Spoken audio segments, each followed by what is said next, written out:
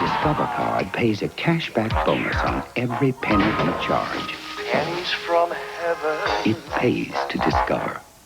You know when it's right. You know when you feel it, baby. You hold it, you hear it, you taste it, it's right. You got the right one, baby.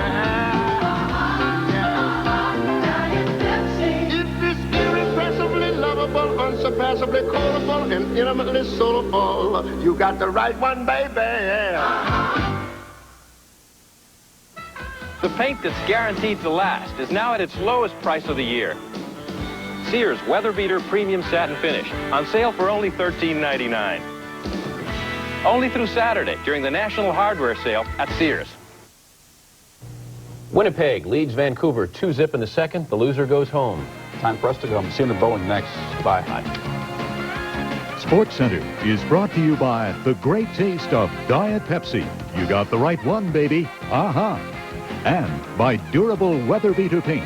Only at Sears, the home of America's craftsmen.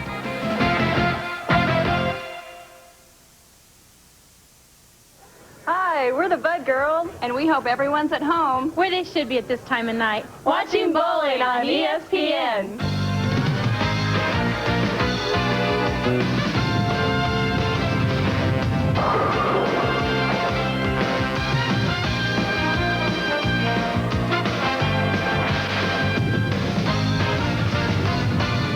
ESPN and the Professional Bowlers Association present the championship round finals of the $55,000 Pacific Cal Bowl Senior PBA Open. Now let's preview tonight's top 5 finalists. Starting in the number 5 position is last week's runner-up from Abilene, Texas, Robert Gibbs. His opponent in our opening match, making his first appearance in the championship round, is Jim Brenner of LeClaire, Iowa. The winner of that opening test will then face the 1989 PBA Senior Player of the Year, Jimmy Certain from Huntsville, Alabama. Starting from the runner-up position is two-time senior winner from Lake Jackson, Texas, John Handegard. While waiting in the wings to bowl just one game for his first senior PBA championship is the hottest newcomer on the senior tour, Gene Stus of Allen Hart, Michigan. Welcome to beautiful remodeled Cal Bowl, located in Lakewood, California, for tonight's championship round finals of the $55,000 Pacific Cal Bowl Senior PBA Open. Hi, everybody. I'm Mike Durbin. Denny Schreiner is on assignment this week, so I'm pinch hitting for him. And joining me is a PBA and ABC Hall of Famer, in fact, a bowler that many consider the greatest of all time. In fact, if I were to list all of his accomplishments, it would probably take our whole hour-and-a-half show. Dick Weber. Welcome to ESPN, Dick. Well, thank you very much, Mike. It's a pleasure being with ESPN and also yourself. Well, Dick, let's get right to our top 5. In the number 5 position is Robert Gibbs. He throws that big, wide, sweeping hook. Is that big hook a decided advantage for him on the senior tour? Well, first of all, Mike, it is an advantage. Second of all, I had the good fortune of crossing with Robert Gibbs, and he uses a lot of area. The only problem is he has to watch that he doesn't hit the ball too hard. He wants to keep it soft in lifting the ball and getting it over the foul line. Let's go on to the number 4 position. Jim Brenner of LeClaire, Iowa, seems to have a game just tailor-made for synthetic lanes. He certainly does, Mike. Tailor-made is the correct words, but he has to watch his footwork. If he gets too fast, he's all over the lane, so he has to make sure that he keeps a slow approach to that foul line because he is a stroker. In the number 3 position, the 1989 PBA Senior Player of the Year, Jimmy Certain. But, Dick, really, when Jimmy was on the national tour, he was more or less a journeyman pro. Why has he become a star since he's become a senior? Well, first of all, Mike, I think he's the most loose bowler out here, most relaxed bowler out here on the senior tour. That creates a little more room, a little more freedom in that arm swing, and he uses that to an advantage because he can bank the gutter like they're going to play tonight. So I look for Jimmy to be very, very tough. Okay, you say he's very, very loose, but in that number 2 position, we have John Handegard, who's very, very intense. Have you ever met anyone that's more intense than John? I certainly have not. He's the most mechanical, cautious bowler I've ever seen. In fact, he works so hard on his game. The only thing that he works on is getting the ball over the foul line, but not uplifting with the ball, which creates a lot of loft, and he doesn't want that.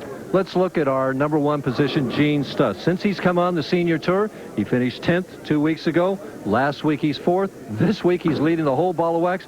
Dick, just how good is this guy? Mike, it's an unknown right at the time, but he has a tremendous start this year. His strength might overcome his talent. He has to watch it that he doesn't throw too hard, too fast, because that'll cause a little pull, maybe a little slide on the ball more than he wants. So he has to watch his strength because he is a very, very strong bowler. So that's our top 5. We'll see how it unfolds tonight. We'll be back with our opening match in just a moment. The championship round finals of the $55,000 Pacific Cal Bowl Senior PBA Open are being brought to you by Budweiser, the king of beers, who reminds you, friends know when to say when. We'll be back with our opening match featuring a very confident Robert Gibbs taking on smooth-stroking James Brenner. Don't go away.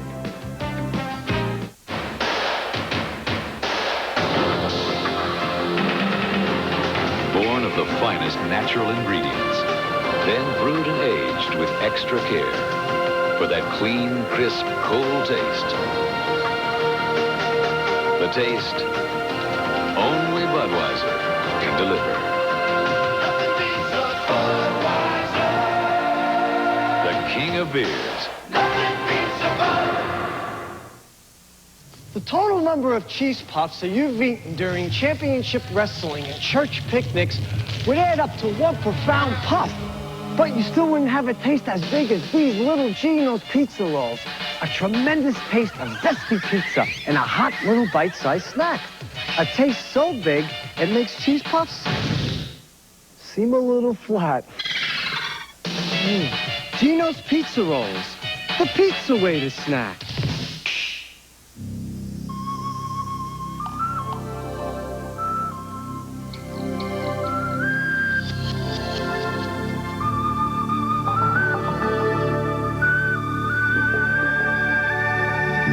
Some men would rather live their lives sheltered in the harbor, and some would rather sail into life with the unmistakable scent of Old Spice. Clean, true, and classic. Old Spice, one of the legends of the sea. Who can you trust these days to take care of your car when it starts shaking? Or pulling, or rattling. Or squeaking? For suspension or alignment, nobody beats Midas. I worry about something I can't see. What your eyes can't see, our state-of-the-art diagnostic equipment will show you. You'll get a written estimate before we start. No surprises. Whatever the problem, we keep it from getting bigger. For alignment, shocks, or struts, nobody beats Midas. Nobody.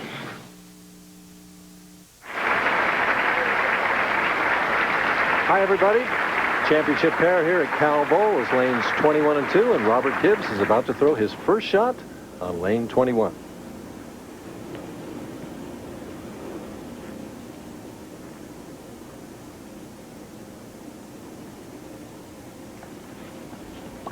Gets it well over the foul line. And a little bit high, leaves a 3-6-10, Dick. Well, a little interesting in his practice watching him bowl, Mike. He used 3 different bowling balls at the time. He thought he was lined up, and then all of a sudden something happened. He used a red ball, he used a blue ball, and then he used the black ball. Lanes seem to be hooking a little bit more tonight than they did all week, don't they? Exactly, exactly. Tough spare. At the 3-6-10. And sneaks it in there. Dick, you bowled on this pair this week. It was a very high-scoring pair. Do you remember what you shot on? Well, we won't go into that, Mike. Now you get a look at Jim Brenner. Very smooth-stroking bowler. 5 steps.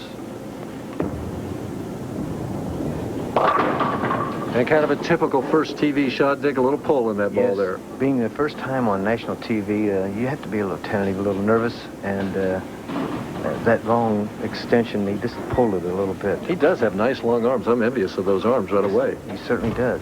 You notice one thing, though. He takes 5 steps compared to Robert Gibbs' 4 steps, and he stands approximately the same distance from the foul line that Robert Gibbs does. That's why bowling is so interesting. All of us can do it different ways, right? Isn't that the truth? Cross lane at the 6-10. And no trouble. I'm sure he feels a little bit easier getting that spare under his belt. Tell you, that first mark really helps.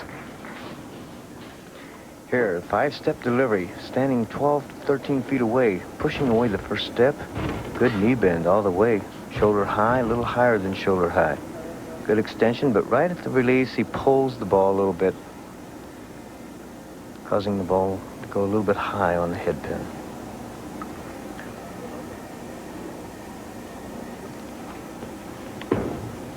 Better stroke there. Yeah. And it didn't make it, the 2-4-5-8. Little inside his spot. Well, that sends fear in your eyes right away. I mean, 3-6-10, and then the adjustment, and it's 2-4-5-8. Not an easy spare at all, Mike. I think the bowlers, I think Jim will throw fairly soft at this spare, but a little more direct. Move inside a little bit instead of playing the outside angle. Is that your game plan, or do you throw harder at those spares? I throw extremely hard. I think most of the bowlers do.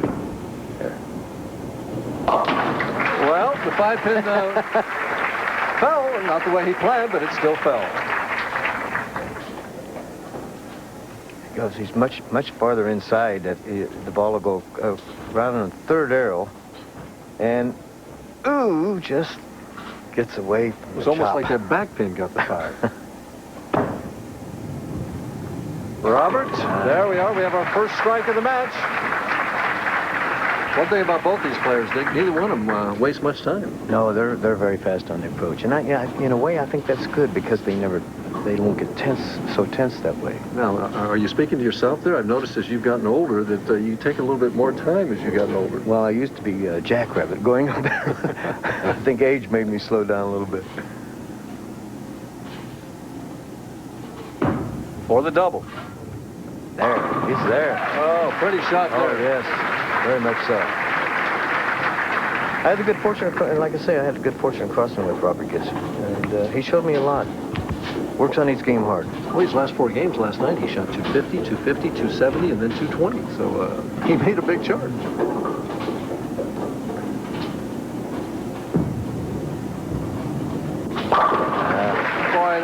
You didn't hear that ball hit the lane at all. It was so smooth, Dick. There's nothing like feeling good when you get that first strike on national TV your first time.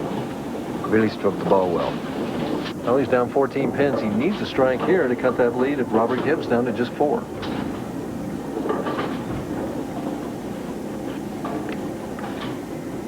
Interesting thing about this gentleman, Jim Brenner. He broke both of his wrists by playing basketball in high school. After high school, he started bowling. That's what made him take up bowling? Yes. Oh, pretty shot there. Interesting how that happens with a number of players. I think Earl Anthony had some kind of physical disability that made him take up bowling. Certainly does. He gets the ball over the foul line here, around the 7th board. Solid pocket strike. Did you ever play the game, Dick, where you got a strike and all 10 pins went in the pitch, you got 2 points? And if you just got a strike, as Robert Gibbs does right there, it was only 1 point. And when you didn't strike, it was -2. Certainly did. Here's Robert Gibbs, 4-step delivery, push away, first step, gets that ball down quick in the backswing, shoulder high backswing, good knee bend, Gets the ball well over the foul line, good lift. Well, I can see that his problem, though, would be coming up too soon and making that ball go left of target.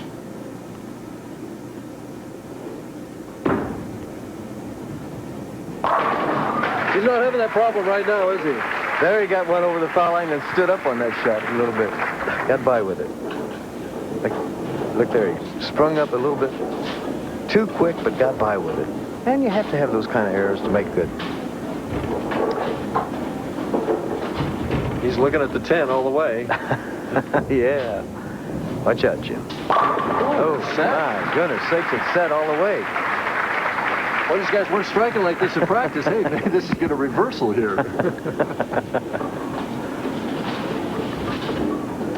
Well, we're going back and forth.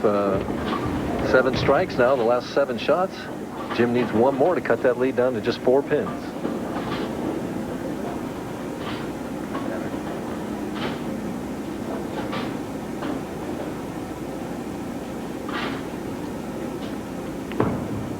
Good shot all the way. Beautiful. Well, as we're going to go to break, Jim Brenner is just down 4 pins, working on a 4-bagger. We'll see if the strikes keep coming.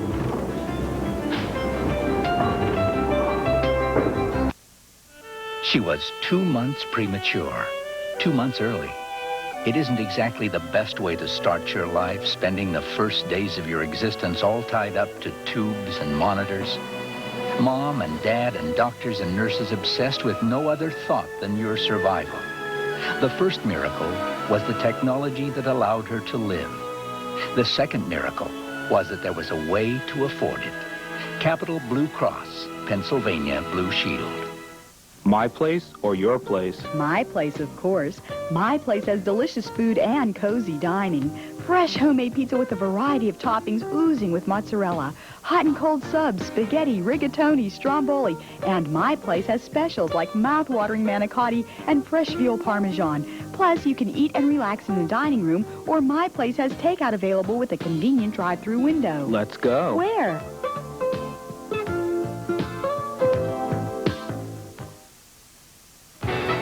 Pity the rims in this high-flying slam fest where you can choose the winner right from your own home. A college slam dunk and three-point championship. Sunday night at 8 Eastern live on ESPN.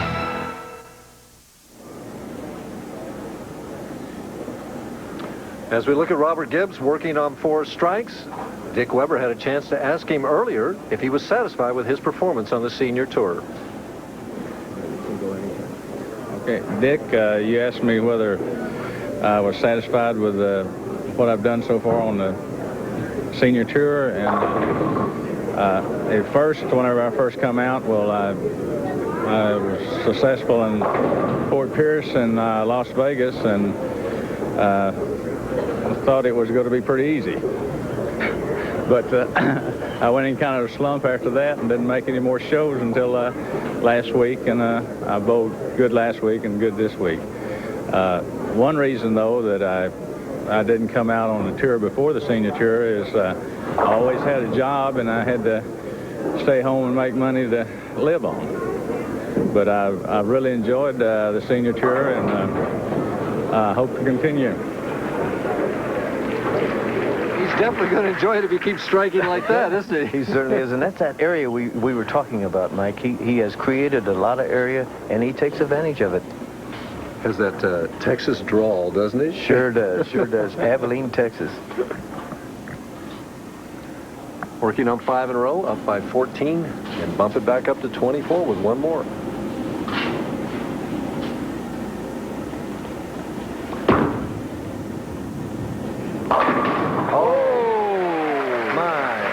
Like a Dick Weber hit there. Come on. 4-10. No, it's a Pete Weber hit, isn't it? Yeah. That's right. Dick Weber doesn't carry anything like that anymore. Here's the replay of it. And watch the ball. It's a little bit high, but he kicks. Oh, he kicks the 4 out with the 2-pin. Here, Jim Brenner, his first time on TV, working on 4 in a row, and he's trailing by 24 pins. Whoa, these guys are really wired in, Mike. He says, who's nervous about being on TV? I thought you told me earlier that he was nervous today, Dick. Can you remember your first time on TV? Oh, yeah. Well, Burton, he shot 240. I mean, I shot 160. He played 1 arrow laying the gutter, the other arrow laying the 4th arrow, and I was intimidated. I don't remember if I finished the game or not my first time. All right, Jim Brenner working on a 5-bagger. Good shot all the way. Oh. You know, it just wasn't in the fault in the execution. That ball just came in a little bit behind the head pin and left that 10, as will happen so many times. The soft 10. The soft 10. The ball's coming in. Just leaves that half 10. Watch this 6-pin sit in the gutter. Oh, kick it. It tried to get out there and get it, didn't it? Looks familiar, doesn't it, Dick? Nice shot at 10 pins. Hit it dead in the face. Boy, he's bowling a great game, and he's down 14 pins. 15 pins.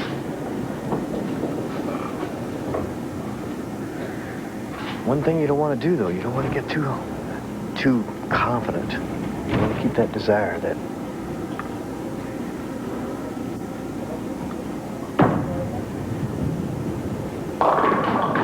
Too confident, maybe? Too confident, yeah. Through the heart leaves only the 3 and the 6. Let's see if he switches balls again to shoot the spare, which he is. Why is he doing that, Dick? Well, to use a harder shell ball, you want the ball to slide down and not hook, because the more hook you throw at a spare like the 3-6 we have up, you have a tendency to chop the ball. So in other words, it's better to throw the ball straight at the spares. Definitely so. Covers well. Covers well. I think you mentioned a while ago, Mike, that he has a tendency to rush the foul line, to get up too fast and not really think his shot through. And then come up. When he comes up at that line, then the ball goes left just like it did there. Exactly. His lead is only 13. Working on 248, could strike out for 268.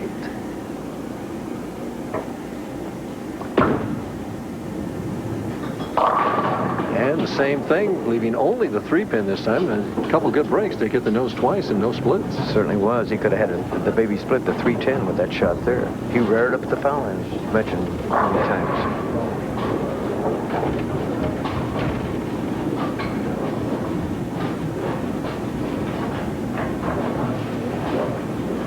Cross lane at the 3-pin. And no trouble.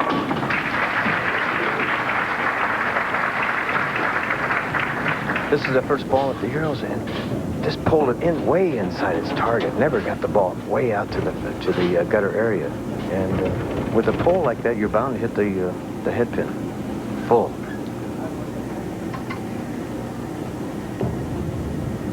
Smooth. Oh, picked him at 4. Boy, they're doing it like clockwork, aren't they? Both of them can do it.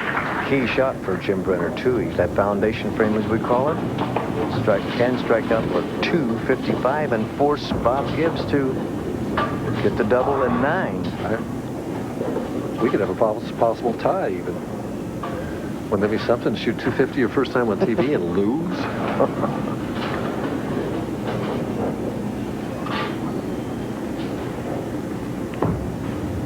Made the shot.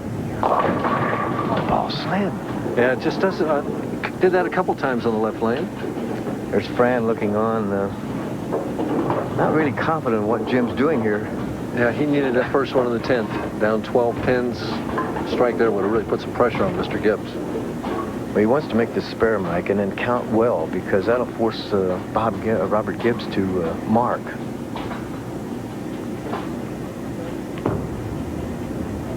No trouble. An excellent first game for his first time on television. Comes out, bowls a clean game with a strike. He's going to finish with 235. He's going to have a possible 7 strikes, you know, and yet he's staring at a loss.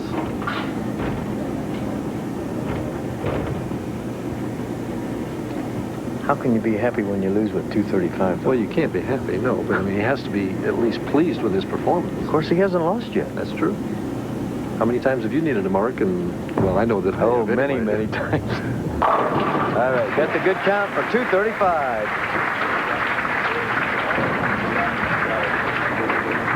Remember what Robert Gibbs did the last 2 times now. He reared at the foul line, hitting the head pin full. Needs that mark.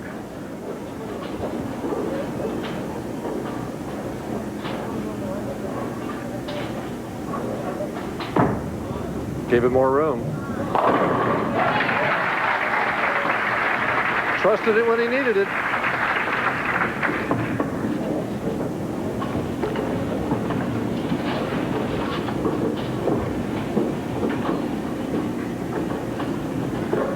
Strike here has another possible 250. 2 more strikes, 257. Robert Gibbs, the winner.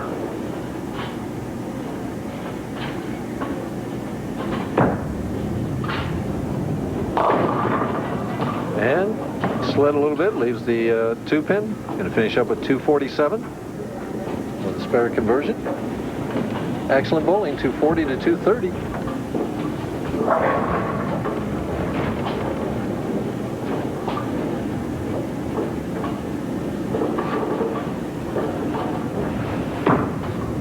This is a harder ball and makes a spare for 247. No trouble there. So Robert Gibbs defeats Jim Brenner, 247 to 235. We'll return to Cal Bowl, and I'll have this week's installment of Average Builder after these messages. If you added up all the potato chips you've eaten during poker nights and playoff games, you'd end up with some serious spuds.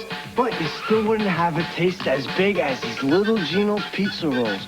Ooh, a tremendous taste of zesty pizza and a hot little bite-sized snack. A taste so big, it makes ordinary chips seem like small potatoes. Gino's Pizza Rolls, the pizza way to snack. When your office is 200,000 acres of rugged woodland, and you train the men who prevent anything from happening to it, you can't depend on just any deodorant. Men count on Old Spice deodorant. It works to prevent odor, to neutralize it before it starts. There's nothing else this effective with the clean classic scent of Old Spice. You bet. Old Spice deodorant, because prevention is the ultimate form of protection. Count on it. Average Builders are brought to you by Pizza Hut and their new MVP 4-topping pizza. On tonight's telecast, all 5 of our finalists are using the outside angle, which means that somewhere down the lane, their ball is getting right of the first arrow. And that's what I'd like to talk about tonight. How do we and how do you learn to play that critical outside angle? Well, I have 4 suggestions that might help you. The first one deals with where do I stand? And where I stand depends really on how much I hook the bowling ball. If I'm like Robert Gibbs, who hooks the ball quite a bit, I want to move maybe a little bit further left and belly the ball out. If I'm like John Handegard, who throws the ball straighter, I might want to move further right and go more direct at the pocket. In this particular bowling center, I'm standing on the 13th board to play this angle, which brings me to my second point, and that is, where do we aim? Well, remember this when you're picking out a target. The first arrow is the 5th board, and of course the gutter is always there looming at us, so I recommend that you pick somewhere in the middle. Right in the middle is the 3rd board. So as you're learning this new angle, try the 3rd board until you really get comfortable with it. Which brings me to my 3rd point. What type of shot do I throw? Well, you want to throw your natural, normal shot unless you throw a backup ball or a reverse hook. Remember, the idea of playing outside is that we think the lane is going to help bring the ball into the pocket and afford me that tremendous carry that outside angle can give me. And the last point is, well, how do I overcome my natural fear of throwing the ball in the channel? Well, there's really only one way to do that, and that is to practice, practice, and practice some more. And then try that angle in your league bowling and tournament bowling when the lane condition calls for it. But remember this, if you make a board or 2 mistake to the right playing that angle, the ball is probably going to go into the channel, as has happened to many of our star players on the national tour this year. Well, I'm going to try and put theory into practice right now. So I'll set myself up right here on the 13th board, and remember my target is the 3rd board, and here goes the shot.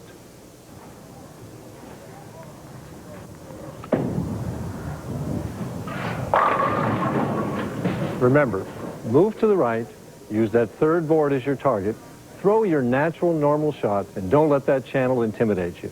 We'll see you again next summer when we'll have more Average Builders. Robert Gibbs is going to move on, and he'll face Jimmy Certain when we return to the PBA Senior Tour on ESPN.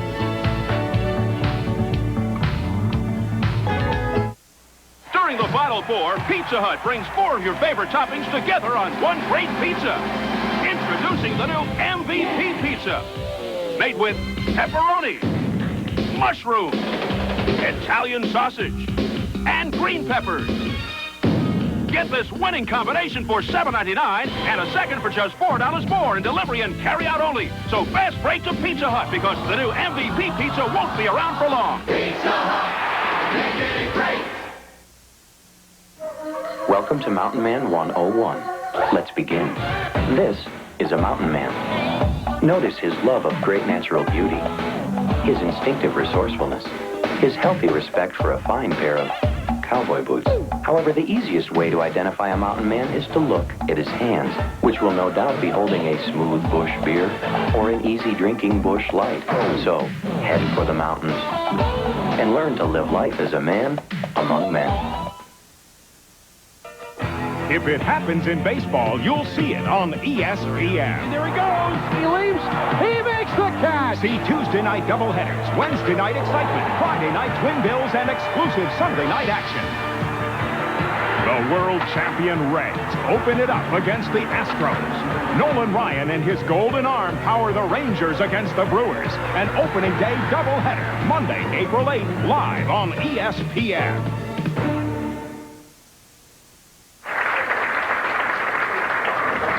Both bowlers bowling well. Gibbs with a 6-bagger, Brenner with a 5-bagger. That was the difference in the match, 247 to 235.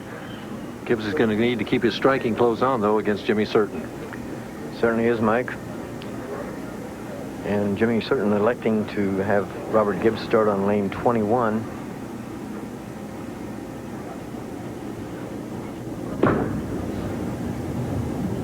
Right back in there. You know, Dick, in the practice shots, because the back ends of the lane seem so dry, we were seeing several pocket 710s. Do you think there's a chance that we still might see some of those before the evening's over? I wouldn't be surprised to see one, Mike, because the ball comes so far back of the head pin that everything misses the 7-pin and the 6-pin misses the 10. So wouldn't be surprised at all.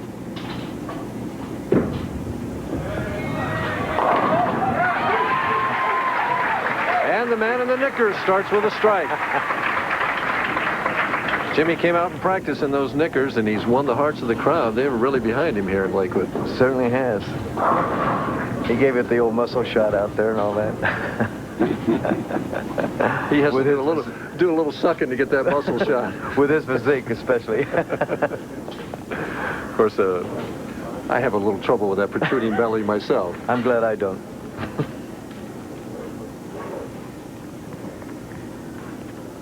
Trying for a quick double. Oh.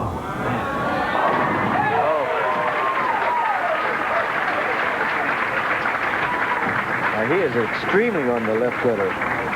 I've never seen Jimmy swing it that far out, have you? No, I've not. On the right gutter, he's just... Robert Gibbs just goes about his business, though. He doesn't seem to pay too much attention to what his opponent's doing.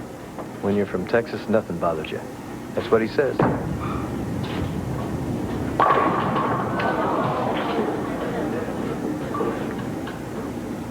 Tight in the pocket, leaves that 4-pin, and really haven't been a whole lot of taps. No, there has not.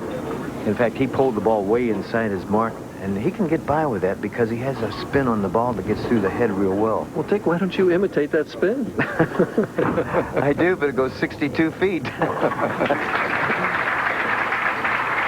Robert switching balls and covering that spare. Starts with strike and a spare, is down by 10 pins.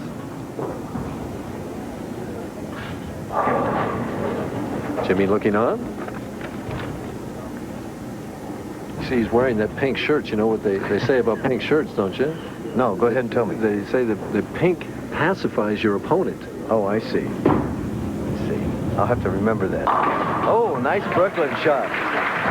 Or maybe that pacifier doesn't work when you cross over. I don't know. Break for Robert Gibbs as he throws the ball way inside his mark and pulls the ball a little bit. Ball hooking over to the what we call the Brooklyn side, carrying the 5 and 9 pin out. Did you see him fall off balance to the right there as he threw that shot? A lot of us bowlers have that problem, rearing up at the foul line. Jimmy making over $30,000 last year on the senior tour. Just like that, by getting strikes when he needed them. I think he watched your instructions on hitting the third board out there, which you were talking about. And he's hitting the third board, and the ball's coming in nice. Of course, he throws a little bit more ball than you do, but that's just... You had to go ahead and say that, didn't you? Yeah, okay. Jimmy trying for 4 now.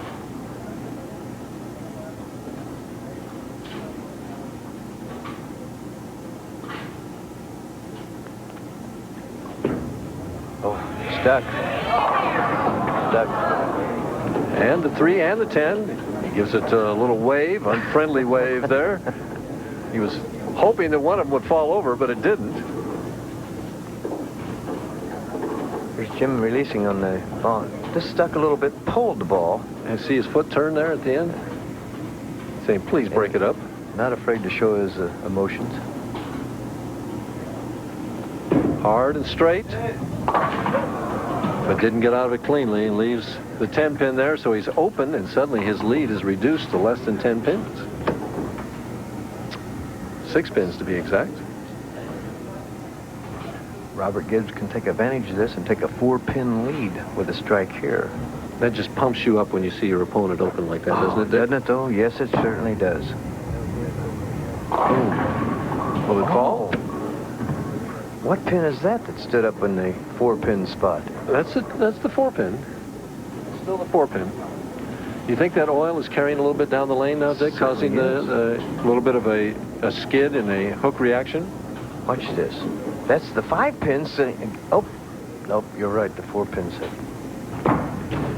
The oil is carrying down. Like, gives a little pat on his heart. Well, what kind of adjustment do they need to make now as that oil does carry down the lane? Well, you're going to have to open up more or else move to the right a little bit more. You're going to have to move your spot right or your footwork right. Well, you crossed with Robert Gibbs. Did he make those kind of adjustments during the week? Yes, and he used different, he used 4 or 5 different bowling balls at the time, too. And there's just what we were talking about, the old pocket 710. The worst break in the world with a 710 pocket hit like that. I just can't understand it. What happens on this, Dick? Where does the 5-pin go and where's the head pin go? Well, as you watch, the 5-pin goes in front of the 7, the 6 goes around the 10, and oh, goodness sakes, don't give me that. 9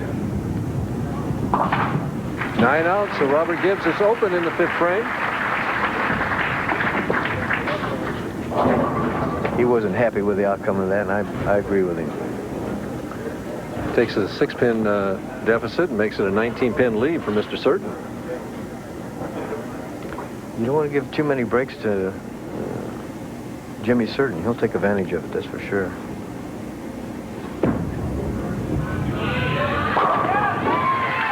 He's got a nice line on 22, doesn't he? Certainly does. Certainly does. Here, Jimmy Certain, a 5-step delivery. Pushing out on the 2nd step, bringing the ball down to 3rd. Shoulder high swing. Good knee bend. Good follow through. All right. I'm envious. I wish I had that. Wish you had what, his hook or his, not that follow through? I like your follow through a lot better. I wish I had everything of his. The hook, the follow through, everything. But he doesn't have your title. He's not as lucky. He stuck again, got by with it, and coming in hard. So Jimmy Certain opening up a 29-pin lead. We're going to go to break now and see if Jimmy Certain can get getting strikes just like this. Don't go away.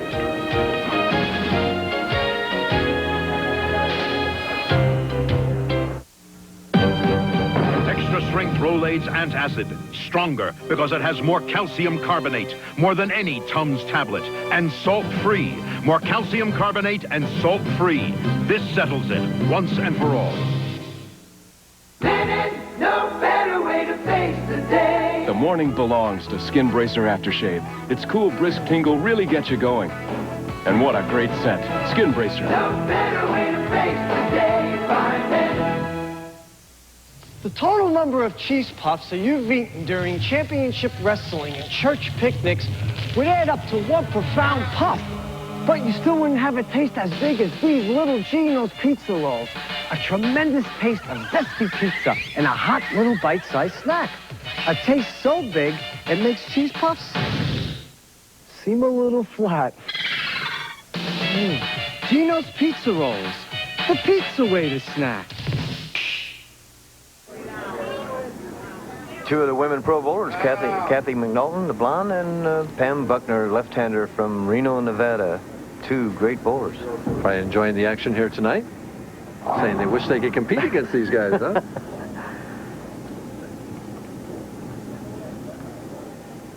Robert Gibbs now, having had that pocket 710, needs to get something started, just like that.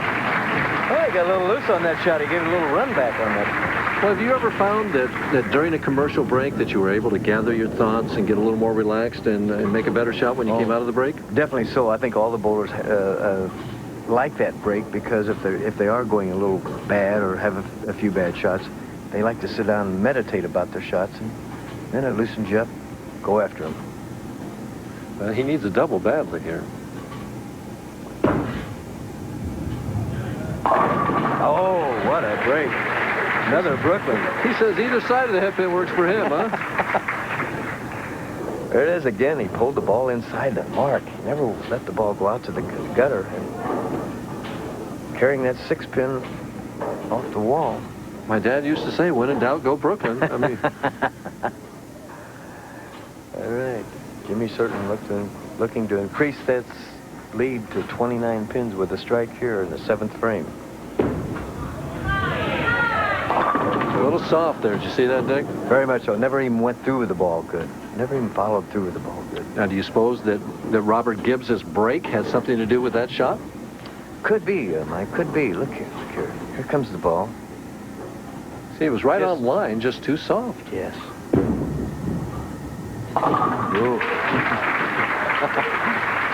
That was like a one-hopper, wasn't it?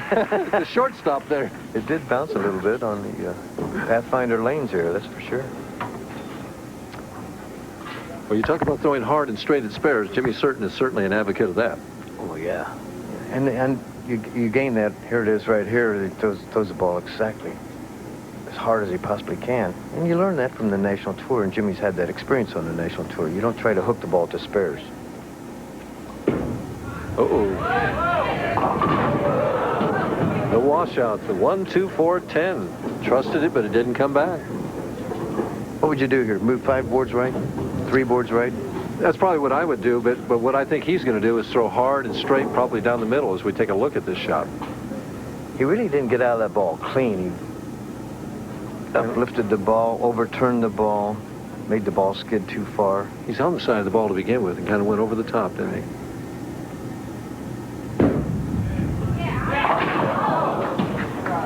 Well, we got a tight match now. Certain shows a little chink in the armor there on lane 21. It's a 1-pin match.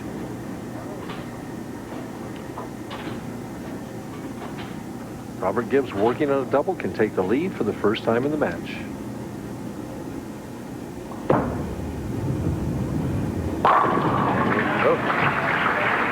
No trouble with lane 22. It seems like both bowlers now, Dick, are struggling a little bit on lane 21. Lane 21, right. Certain giving the ball too much room on lane 21. Gibbs, the last 2 shots, pulling the ball to the nose or to the Brooklyn side. Well, is Robert now going to move because he's been Brooklyn twice on this lane, or we just try and make a better shot? I would say try to make the better shot, but try to open up a little bit more. He seems a little bit tight on that. Now open up, you mean throw it more to the right? Throw it more to the right.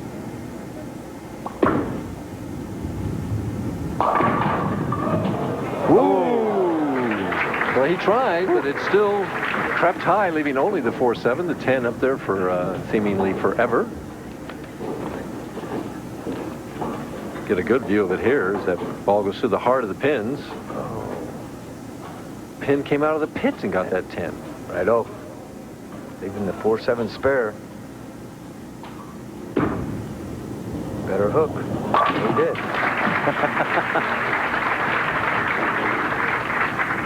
Certain trailing by 7 pins as we head for crunch time. Actually, Jimmy can strike this thing out and lock up the match if he could get 4 strikes. A key shot for Jim Certain. What is your mental approach in that 9th frame, Dick? What are you thinking of? Well, I tighten up a little bit and throw the ball a little bit harder and more direct to the pocket, making sure I try to hit the pocket. And he did. He did. Now, do you think as he hits to lane 21 with that washout in the 8th frame that he's just thinking, I want to get out of this ball cleaner this time, make a better shot in the 10th frame? In my opinion, on 22, he lined the ball a little bit more on 22. On 21, he tries to hook the ball for some reason or other more on 21 than he does on 22. Let's see what he does. This one's to take the lead.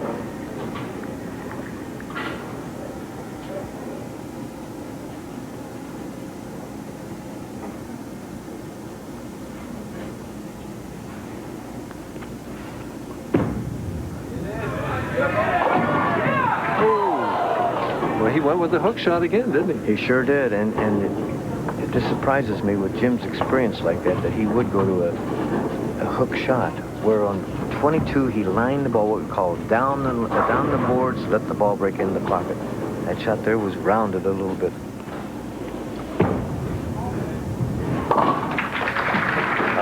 Robert Gibbs is going to be in that same situation that he was the previous game of needing a mark to win his second match tonight. And he's on his favorite lane, too. 22. That's in his favor.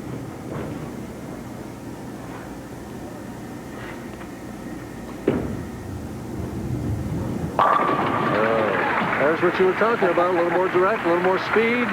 10 in a pit. Robert taking a re-rack on lane 22. What is the re-rack rule nowadays? Any bowler in a tournament is allowed 2 re-racks per game. So Robert Gibbs will have to take his first re-rack.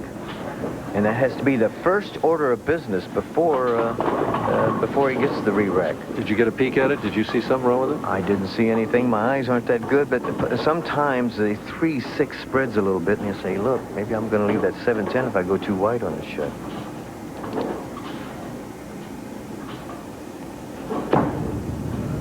Gave it room.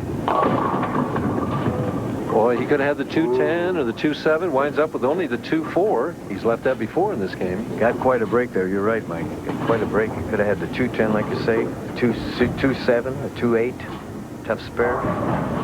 Looked like he just kind of came up again, you know, and didn't get the lift that he wanted. Needs this to win the match. Right straight at it. Needs this spare and got that, and now he needs 6 pins to win the match. Well, you remember a couple of weeks ago when your son was bowling, Al Ballard needed 7 pins and wound up throwing it in the channel, so nothing's for certain, is it? That's for sure. You think he'll throw down the center real hard? What do you think? I think he will. I think he will.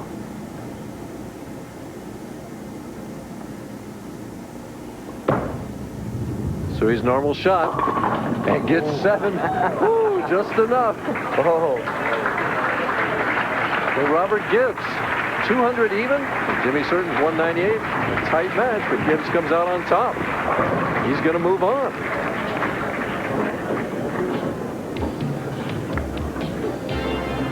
We'll return. Show you some more of other people who made money this week on the PBA Senior Tour. Decisions. At Carpet Den, we make home decorating decisions easy. Let us help you choose from a wide variety of top quality products to suit all your home interior needs. Come see carpets and other floor coverings, beautiful window treatments, decorative wallpaper, and a colorful array of designer paints. Come and coordinate colors and styles, all at the Carpet Den, your total decorating center where decisions are a snap.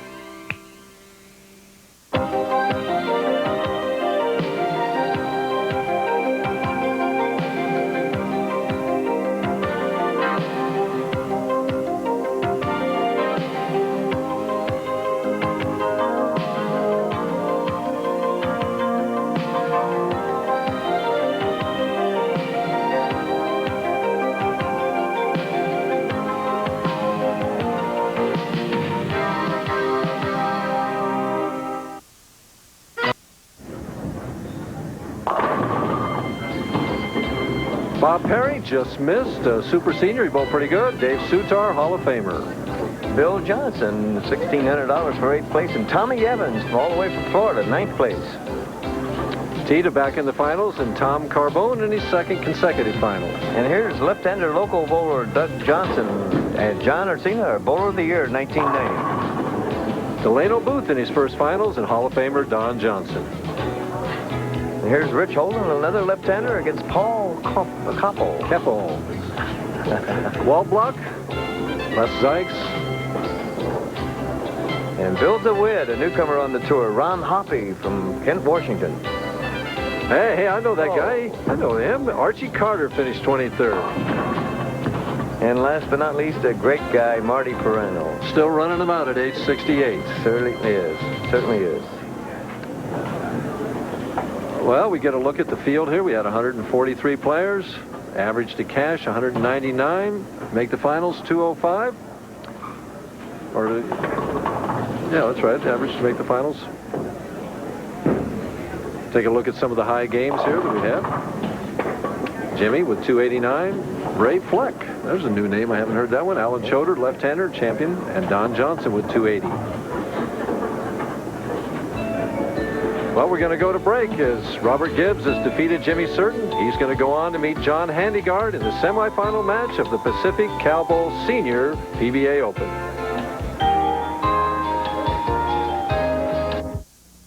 Evander Holyfield, would you pop a buddy in the mouth for 59 cents? You bet I would. If it's a breakfast buddy from Burger King. Introducing the new Breakfast Buddy sandwich. Egg, sausage, and cheese all on a Buddy's bun for just 59 cents. At that price, who wouldn't pop a buddy? Or two, or three. So pop a buddy in the mouth. The new Breakfast Buddy. A great new breakfast at a price that's a real knockout. Only at Burger King. 59 cents.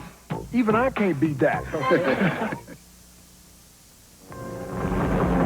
When your office is 200,000 acres of rugged woodland, and you train the men who prevent anything from happening to it, you can't depend on just any deodorant. Men count on Old Spice deodorant. It works to prevent odor, to neutralize it before it starts. There's nothing else this effective with the clean classic scent of Old Spice. You bet. Old Spice deodorant, because prevention is the ultimate form of protection. Count on it. To get rid of her gray, my wife can spend 40 minutes.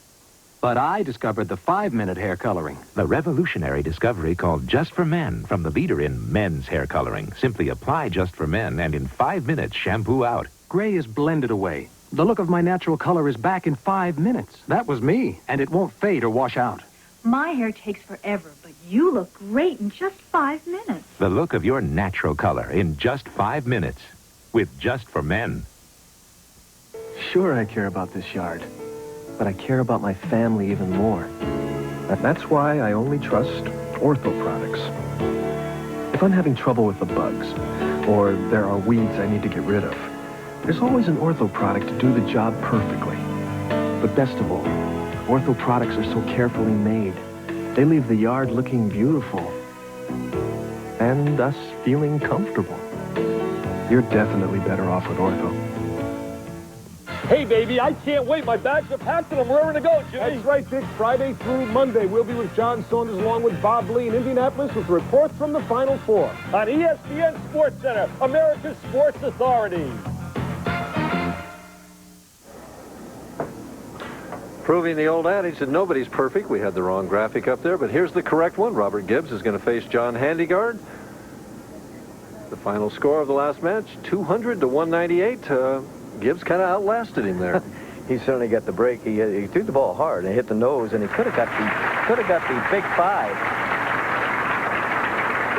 Well, look at Handegard, second, fourth, second, first, and he was first, most of the last round, and then Stus shot so great he caught him.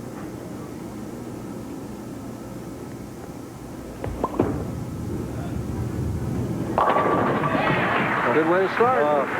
What a disciplined bowler he is, Mike. Very disciplined bowler. Plus, he's a practicer. What it takes. How much do you practice nowadays? Not enough. Quick answer.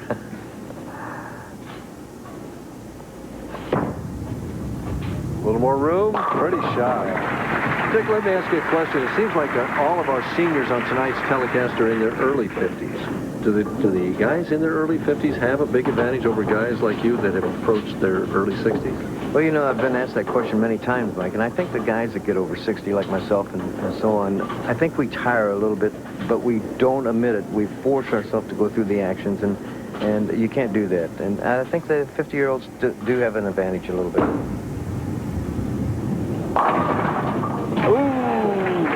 Well, it's a big difference than, say, between 61 and 51 than there would be, say, between 35 and 25. Oh, certainly. That's for sure. That's for sure. And, not to relate to golf too much, but Arnold Palmer does his exercises every morning and everything, but he can't keep up. And he's 61 also.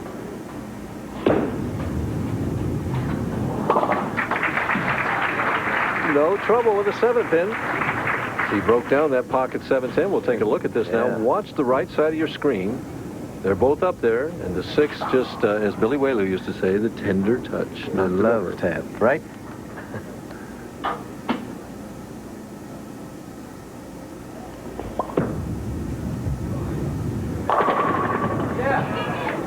Same type of hit, but the 10 stood and not the 7. Looks back at his wife, Sue, and says, I just didn't follow through. Just didn't have it. John is just never, as Sue looks on, John is just never satisfied with his performance. You know? You're exactly right. He's so disciplined. He's so critical of himself. It's something else. Cross lane at the 10 pin.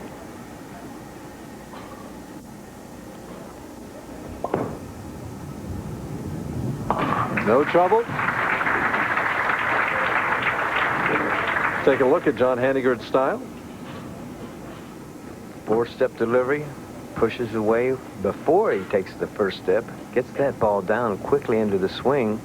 Shoulder high. Head still. Good knee bend. Oh, beautiful, beautiful shot. That's how you teach your kid, isn't it? You didn't teach your kid that way, though. I was unfortunate. I didn't teach my kid anything, hardly. Well, whatever you taught him, he knows how to win PBA tournaments, that's for sure. This got pure talent. John Handegard leaving the 4-pin on just a little bit of a high hit. He says, those other guys tripped the 4. I wanted to try that. It didn't work for me. You know, John needed to double in the 10th frame last night to lock up the #1 seed, and he got the first one and left a solid 10 on the second one. He told me, he says, well, I let it get away from myself. I said, John, you needed a strike to do it, and you left a 10 pin. It's not your fault.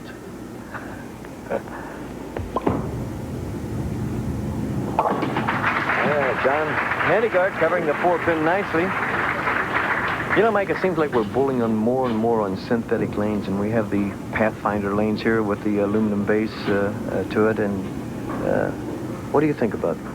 Well, I'm not bowling anymore. You're bowling a lot. How do you like the synthetic lanes? I really enjoy them. They're good. They're good synthetic.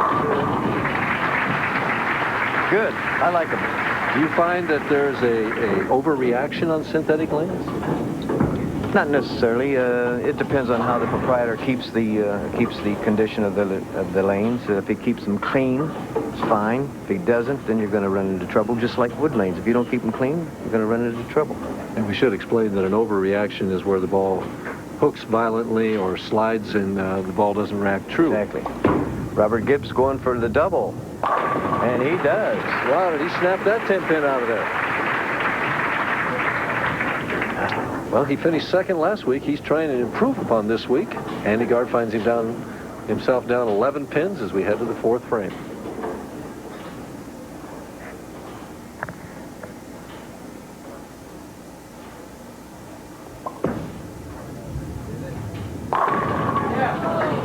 A lot more speed on that ball, more direct and a lot more speed. The ball never really got to the pocket. Good roll. Why did it leave the 10 pin? Well, it's one of those half hits, and his ball never really got a good roll at the back end, leaving that half 10. What does he do to improve that roll?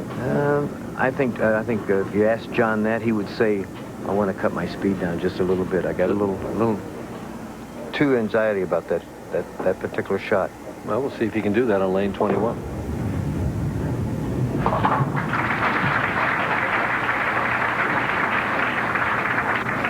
John says one thing to me, that he says, I don't want to loft that ball on the lane. And so far he is not.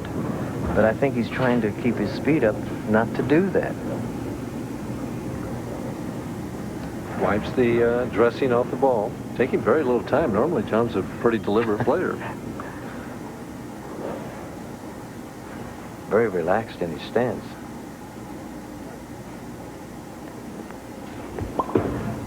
There's a slower shot. Slower shot. Oh, solid 10. Solid 10. Now what do I do? Now what do I do? What's he got? 1 strike and 4 taps and 5 frames, and he's saying, why me? Spare conversion. He's going to trail by 12 pins and has every ball in the pocket. We've all bowled those games, haven't we, Dick? Yes, we have. You know, a lot of people don't understand that. If you hit the pocket 12 times, you should have 300. Well, you should, shouldn't you? Oops. Watch out, John. That was the spare. But, you know, to go along with that, you know, you can hit the pocket 12 times and get 300, maybe a 2-0 or 220 game, whatever, and not hit the pocket all the time and get a 300. Well, Robert Gibbs had a couple Brooklyn's last game. That's one reason why he's still around. Jimmy Certain's not here. Going for the turkey.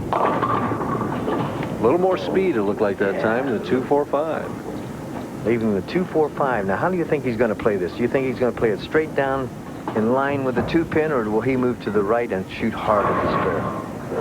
Well, he's had a chance shooting the 2-4 twice before, so I would think he's going to line up a little bit to the right and hard and straight right at the 2-pin. Like he's moved right. Could be trouble. Ooh, he got it over there. Robert uses all of the pins, doesn't he? Oh, he certainly does. He's a great guy to cross with. When I crossed with him, he says, I can't overturn the ball like that. He says, I got to give it a little more lift. I got to do this. I got to do that. He always talks to himself. Talks to his opponents, too. Oh, does he really? Yes.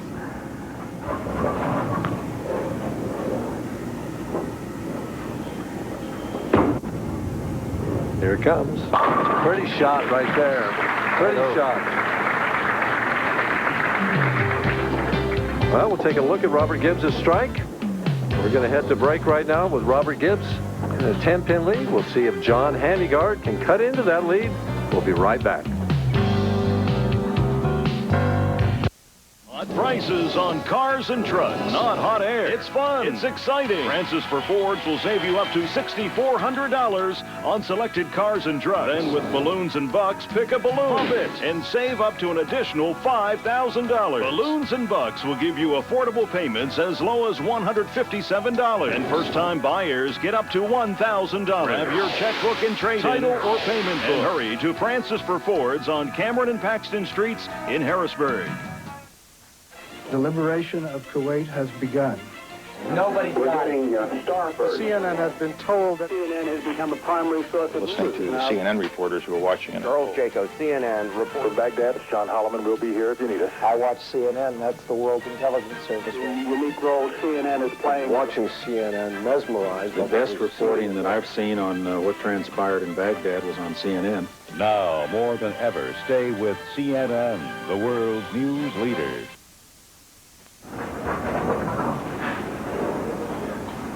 While we were away, John Handegard struck in the 6th frame.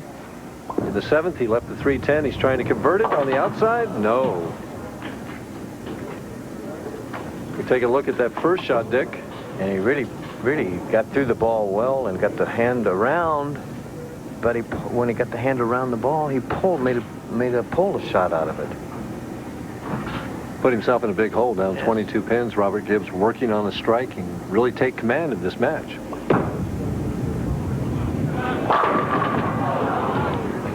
He was running it out, Dick. Yes, he certainly was. He wanted to take advantage of that open. Well, the scores have leveled off since the first match, but they're still very competitive, and everybody's still hitting the pocket. They're just not carrying 10 pins now. You know, Robert Gibbs used 5 bowling balls this week. He said the PBA conditions were different every day. Ooh, just making that 10 pin. See the difference there, 22 pins. And talking about scores, we're going to have Major League Baseball. The Texas Rangers will face the National League East champion Pittsburgh Pirates Saturday, March 30th at 1 Eastern Time, live on ESPN. 22-pin lead for Robert Gibbs, bowling in the 8th frame. Will it fall? Yes. Oh. Boy, he's had a lot of good breaks, Dick. Yes, he certainly has. Hey, here's the ball hitting real light, just about leaving the 2-7 split, but the pin's knocking over and rocking the 7 pin. At the conversion, no trouble. Now it's time for John Handegard to really go to work. He's down 22 pins. 21 pins. John Handegard in his 8th frame. John can still strike it out for 215, but he needs to put some X's up there now. Probably the most important shot of the week coming up for him right now, don't you think, Dick? It certainly is. This is the foundation frame, and he needs this. Watch his hand. See, he gets to the side of that ball that time. Got through good and got the sand on, got the hand around the ball. 6-pin kicking out. The 10-pin, and oh, yes. Thank you very much.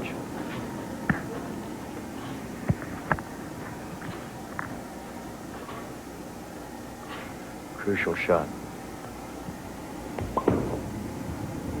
Willie Carey didn't get to the pocket. The 2 and the 8. Trouble lane for a lot of people. Lane 21's the one to master tonight. Certainly is. And, you know, you hit it right on the head when you said he got around the ball on lane 22, but he never got around on that ball. Got through the ball, but never around. Never got the good lift on the ball. Well, that was the correction probably for the 310 the last time. Now he has another difficult spare, the 2-8.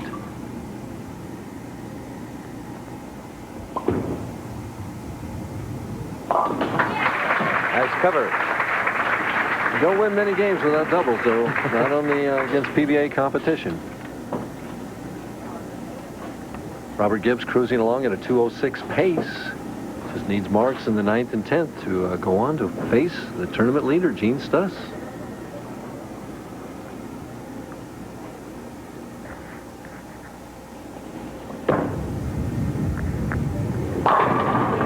Oh, yes. He likes that lane, doesn't he? It certainly does. Certainly does.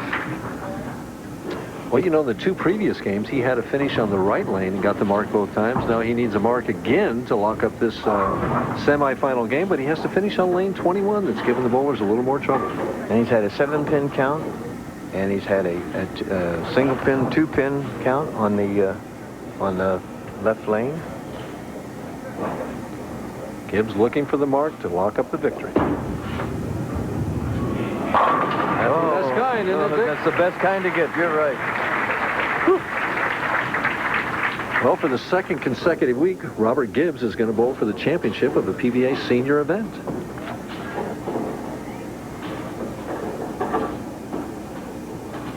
John Handegard, not a happy man. He's not happy with himself, really. He knew he bowled a bad game.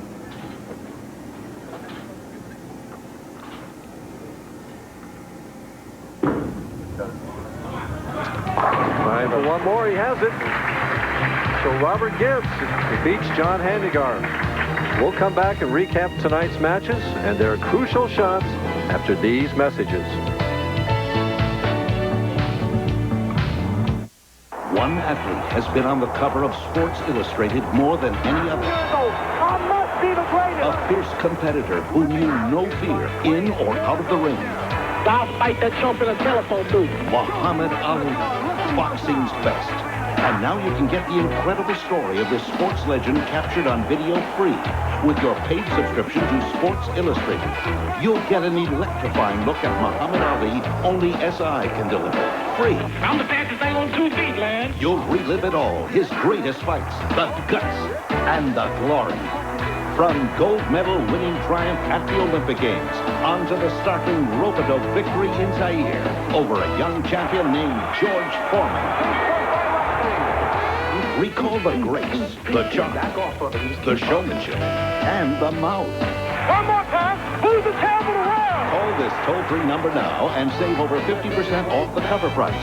Plus, get the Ali video free. You'll see the heated rivalries, including the 3 brutal confrontations with Smokin' Joe Frazier, Ali's stunning defeat in Madison Square Garden, up to the thriller in Manila. And a thriller and a killer when I get the gorilla in Manila. Definitely one of his most devastating battles ever.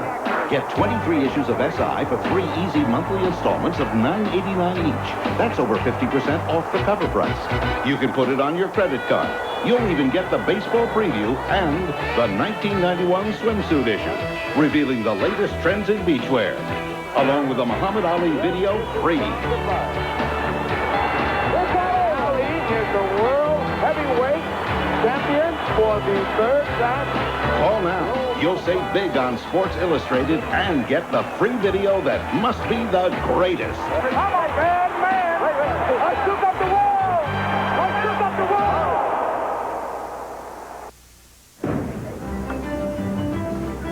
world. Championship Frame is brought to you by Midas. For brakes, shocks, and mufflers, nobody beats Midas. Nobody. In the first match, this is the 10th frame. Robert Gibbs needed a mark. And he throws the ball to the right, like he should do, and he comes back with the strike. How about that? There's his reaction. He moved on to face Jimmy Certain as he defeated James Brenner, 247 to 235. Big scores those first game. In the second match, just as tight, but the score's a little lower. This is the 8th frame, where he took the lead right here. Again, he needs a strike to take the lead, and he does. On the same lane. Likes that right lane, doesn't he, Dick? He certainly does. And winning 200 to 198 over Jimmy Certain. In the third match, he needed a mark in the 10th frame. Had to finish on lane 21 this time. This lane had given him trouble, but... Same old story. He comes back with a solid strike, and that wins the match for him. Oh, yes. Thank you very much. Well, Robert Gibbs is ready to bowl for his second chance at a title. We're going to go to break right now. The championship match featuring Robert Gibbs versus Gene Stus. Don't go away.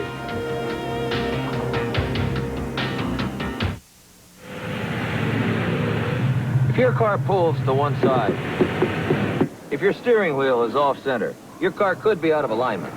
At Midas, trained professionals with the latest technology align your car right. Midas realigns foreign cars and light trucks too, the right way. Before your tires show uneven wear, have your alignment checked, or you could be shortening tire life and taking risks. You see, we're serious about safety. Hey, nobody beats Midas. Nobody. Common misconceptions about the mountain man. 3, that a mountain man's best friend is his horse. 2, that a mountain man only packs a 6-gun. And 1, that a mountain man only has one favorite, beer. Actually, mountain men are known to favor both smooth bush beer and easy drinking bush light. So, head for the mountains and find out how a real mountain man preserves wildlife. Live, top-ranked boxing on ESPN. The place where fighters have stepped into the ring as unknown, made the right connection, and emerged as champions. You're going to knock him out to win this, all right? Former world champion Steve Cruz is on the long road back to the top. He faces undefeated Rafael Ruelas for the North American featherweight title. It's Championship Sunday on Top Rank Boxing, live on ESPN. Sunday, we're going to have top-rank boxing. Rafael Ruelas versus Steve Cruz, and 38 knockouts between those two guys, Dick. That fight may not go very long. 9 p.m. Eastern Time. I think I'll watch that one. I'm glad I'm my own profession. Easier to leave 10s and 4s than get hit in the head, huh? Yes. Gene Stus has chosen to finish on the right lane. I think that's the intelligent thing. 21's been the most trouble for the guys. Oh, bad break right off the bat. You're bowling for your first title in a PBA event. You throw a great shot the first shot and leave that. Does that unnerve you the rest of the game? Oh, Mike, it certainly upsets you. You know, you say, why happened to me like that? So what does he have to do? I mean, assuming he doesn't bounce this out of here. It's been made twice, you know, in the past. He'll throw hard at it, that's for sure. He's a strong man. But, I don't know, I just can't explain a 7-10 hit like that correctly, and it just bothers me when I see a bowler get it. I get once, it's almost like you left it, Dick. My 7-10 comes from the nose, Mike.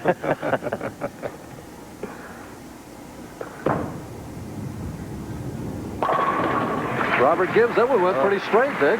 Certainly did. He's got he creates a great area for himself. He'll bend that ball, throw it out to wide, comes back, and he has an instinct feeling, I feel. You know, people accused you of that over the years, that you were a great instinct player. It's left me, though.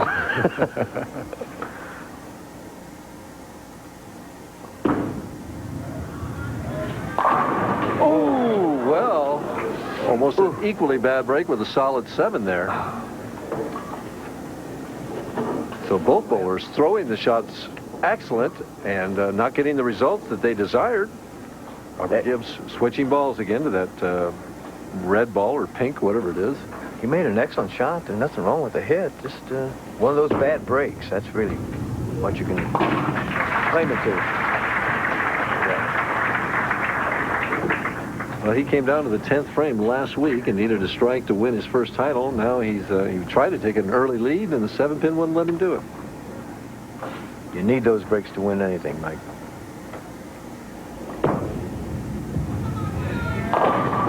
Ooh, just about again, level 7-pin. Almost back-to-backers here, I'll tell you what. Wow. Nothing funny about that. We all know what that feels like when you leave those, and it's just a knife right through your heart. This man is so strong. He does have a tendency to rush the foul line and rear up at the foul line quite a bit. But what a nice fella. Take a look at Gene's style. 5-step delivery. Moving the ball down before the first step. Down on the second step. Shoulder level backswing. Good knee bend. Good knee bend. See that elbow break there? Looks like he comes across with the hand, and the elbow comes out with the Dick Weber chicken wing. But that was the average builder last week. I used him as the example because he doesn't do that very often. This guy's saying, what's going on? I want to win the title. What's going on? I've hit the pocket 3 times and no strikes. And coming in light with power shots and not striking 3 times in a row. But I noticed that elbow break a little bit again on that shot, Dick. I think that just the pressure of the championship match is making him steer it just a little bit. You're right. Agree with you. One game's hard to bowl out there for the title. How many times did you bowl for the title from the #1 position? Very seldom, Mike. All right. Robert Gibbs with a spare up in his second frame. Having a 12-pin lead over Gene Stus.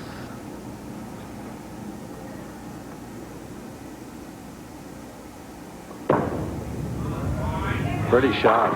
Pretty shot. He's a very confident bowler right now. You can see it written all over him. It's just no monkey business, no fooling around. Just throw the ball in the pocket and strike. He's a hyper-type guy, too. Oh, is he? Really a hyper-type guy, yeah. Doesn't like to sit down, really. I'm surprised he's sitting down the way he is. But well, they make him sit down here on the championship format. Likes to move around a little bit.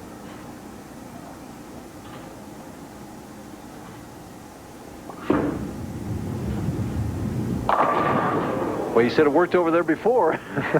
There's exactly what he didn't want to do. He really hit that ball hard, and you notice he reared up at the foul line to cause that ball to hook early. Now, what do you mean when you say he hit that ball hard? He hit it hard with the fingers.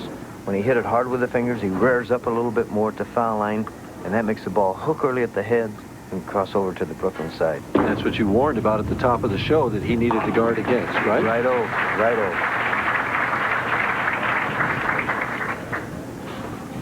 Well, Gene's had time now to regain his composure, put himself together, and see if he can come up with his first strike of the match in the 4th frame.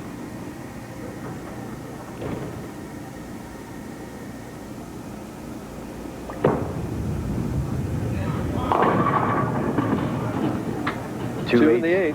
2-8 spare, tough spare. Now, will he shoot this off his strike line more than likely? I would think he would. And what's the reason that he would do that? Well, he knows the ball is going to hook into the 8-pin, so he just wants to hit his mark. That's all he wants to do. Is he'll move a little bit to the right, maybe 2 or 3 boards, and hit his mark. Well, he didn't do that. What do we know? He made it. That's why we're up here and he's down there. Nothing like being a grandstand manager, is there? Yeah, Monday morning quarterback or whatever, all those cliches.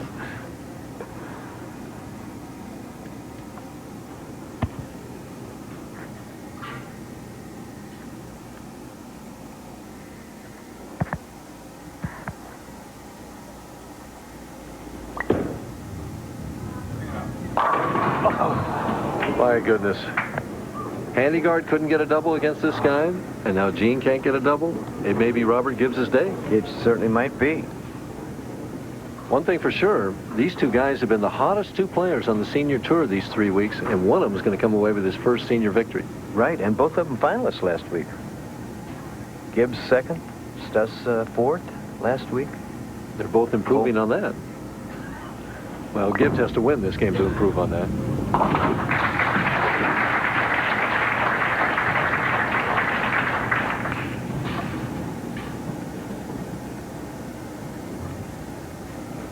on his favorite lane, lane 22. 15 pins ahead.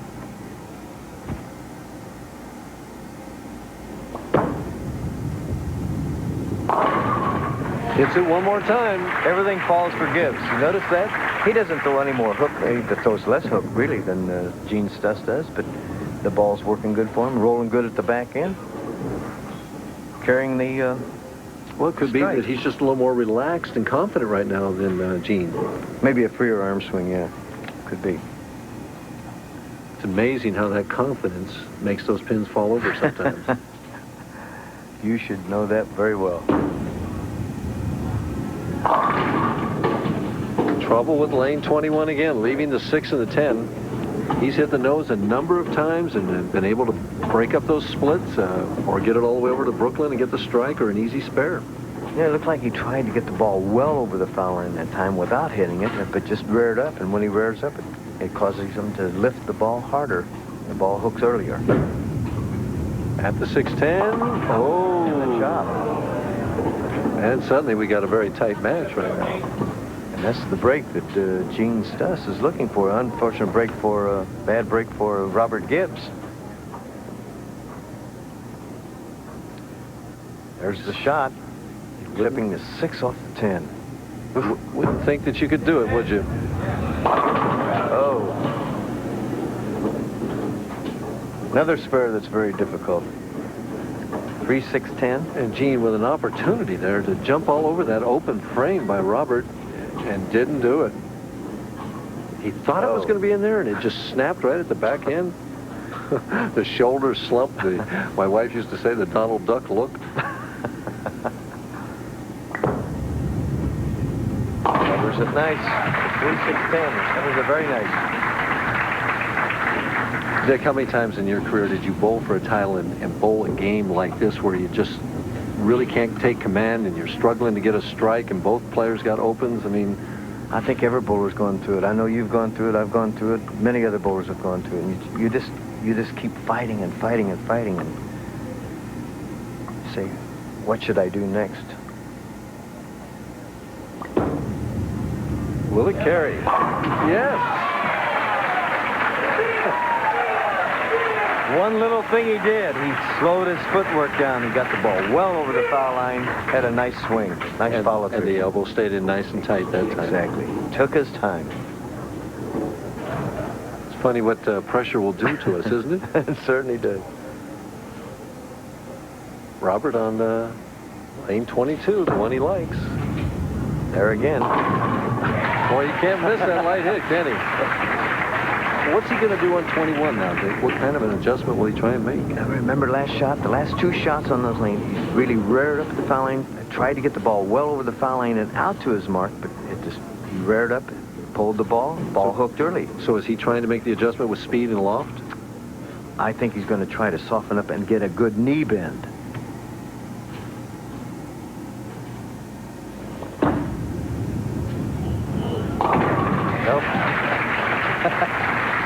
It worked, I don't know. As long as he keep it light.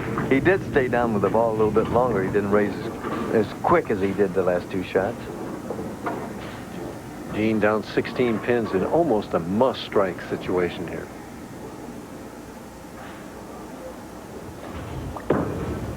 Elbow broke. Oh!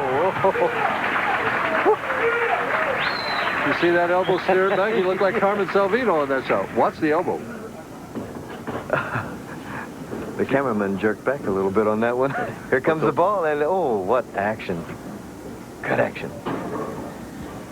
The lane brought that one in there. That's why we played that outside line. Another key shot for Gene Stus to take the lead by 4 pins.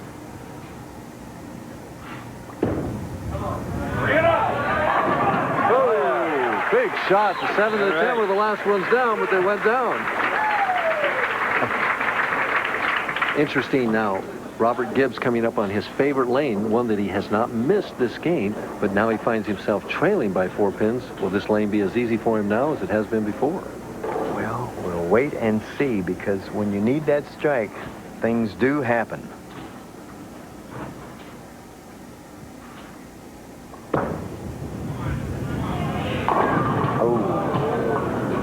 2, 4, 5, and 8. Got a little hard. Got the ball well over the foul line, but I don't know. Just didn't make it up. He has not an easy spare, and he has to make this to stay in the match. That's for sure. He's down 8 pins now.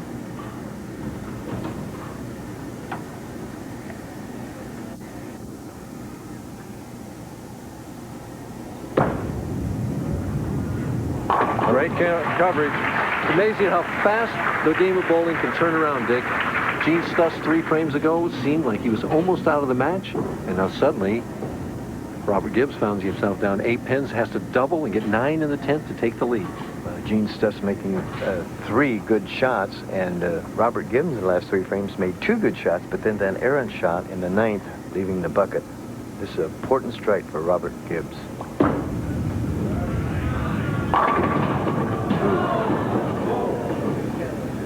So with the conversion, Robert Gibbs is going to find himself down 9 pins, and Gene Stus is going to need some kind of spare or strike to win his first PBA Senior title in only his 3rd tournament that he's bowled. Robert Gibbs wants to make sure that he makes this spare, though.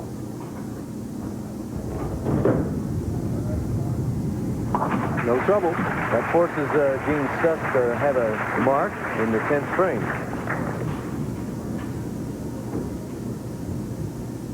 Gene Stus looking over at the score, seeing what the heck goes on here.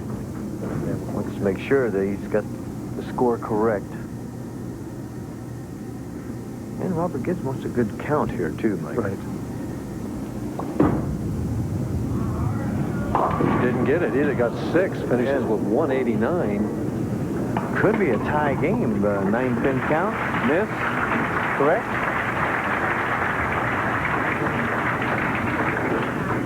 Meyer. He needs a mark. He needs a mark.